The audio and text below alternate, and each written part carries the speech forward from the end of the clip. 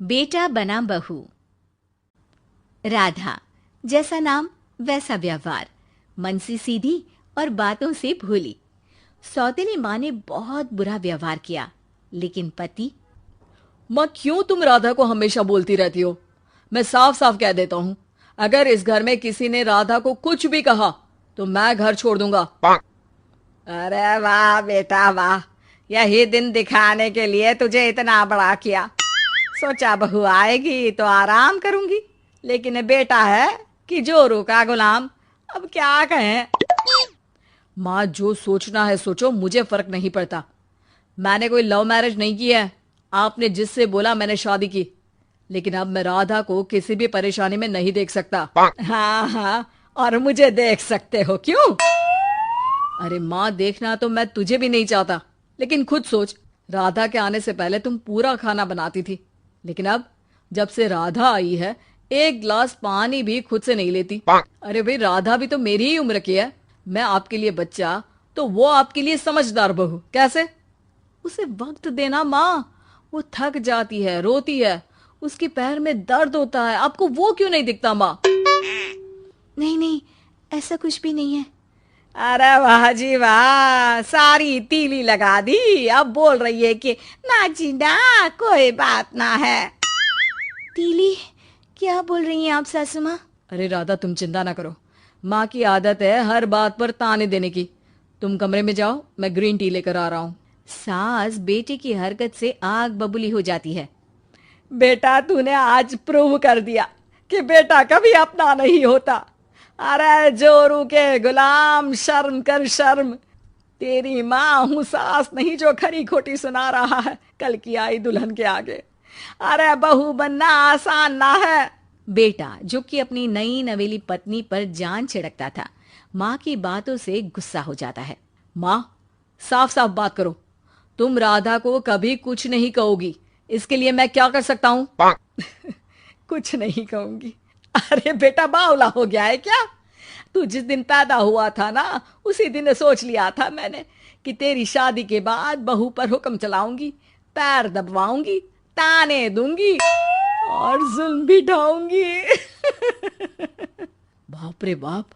माँ, आप कैसे ऐसे सोच सकती हो? राधा छोटी है मुझसे भी, और उसके लिए ऐसे सोच। अरे बेटा, एक बेटी का बाप और माँ उससे बचपन से ही सहनशीलता सिखाते हैं, जिससे कि वो कुछ भी सुनने के लिए तैयार रहे। वो जैसे ईंट होती है ना, शुरू में जितना पकाओगे आगे जाकर उतनी ही मजबूत बनेगी और बुलंद इमारत बनाएगी, समझे?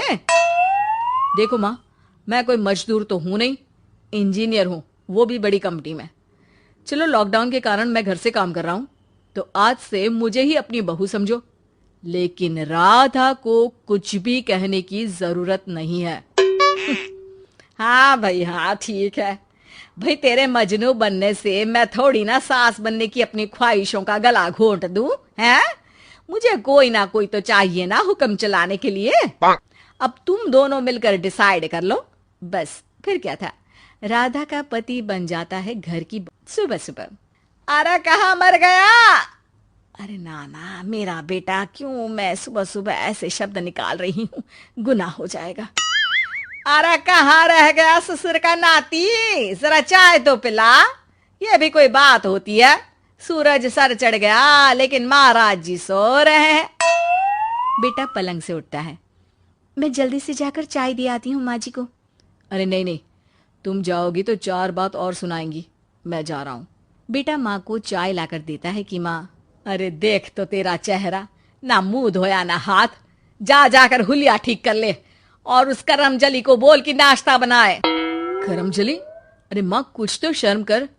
देता हूं ना मैं तुझे नाश्ता, लेकिन तू राधा के लिए ऐसे गंदे शब्दों का इस्तेमाल नहीं करेगी। बहू की तारीफ बेटी के मुंह से सुनकर सास फिर गुस्सा हो जाती है।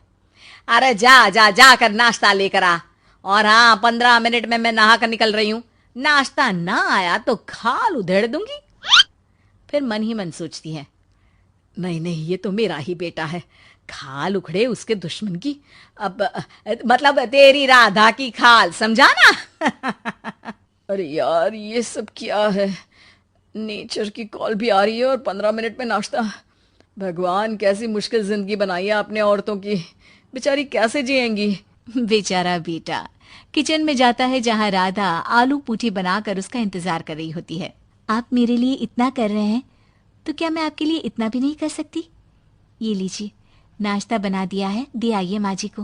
अरे थैंक्स राधा, माँ नहाने गई है, मैं बस अभी आया।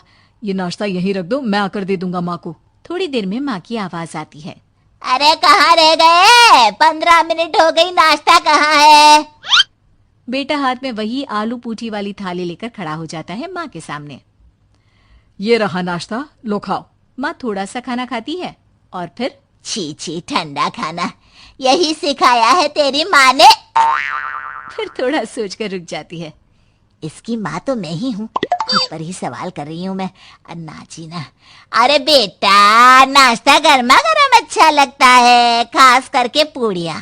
पूड़ी तो छन से छने और टन से प्लेट में आ जाए।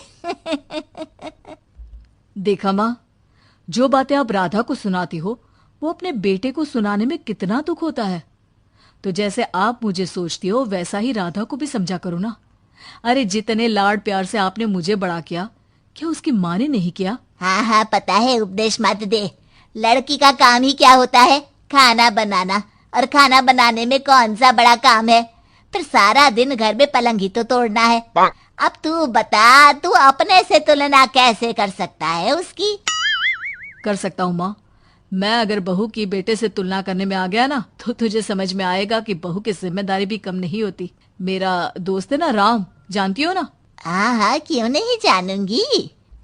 उसकी बीवी और माँ में नहीं बनती।